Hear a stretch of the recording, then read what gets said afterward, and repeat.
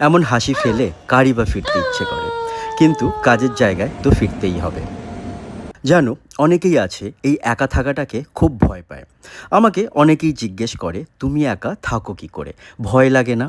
আচ্ছা, ওদের বোঝাই কি করে বলো তো? যে যত বয়স হচ্ছে তত বুঝতে পারছি এই একা থাকা মানে কিন্তু একাকিত্ব নয়, বরং নিজের সঙ্গে সময় কাটানো, নিজেকে চেনা, এমন একজন সঙ্গী খুঁজে পাওয়া যে তোমাকে কখনো ছেড়ে যাবে না। ভাবতে অবাক লাগছে তাই না, কিন্তু কথাটা সত্যি। একা থাকা সত্যি খুব কঠিন, কারণ এখানে তোমার খারাপ সময় তোমাকে নিজেকেই সামলাতে হয়, নিজেকেই উঠে দাঁড়াতে হয়। তবে ওই কঠিন সময়গুলো তোমাকে একদিন এমন একটা মানুষ বানিয়ে দেবে যাকে সহজে ভাঙা যাবে না। নইলে তোমরাই বলো না, বাড়ি থেকে ফিরে এই মাঝরাতে গাজরের হালুয়া ভাবা যায়? যদিও রেসিপিতে নতুনত্ব কিচ্ছু নেই।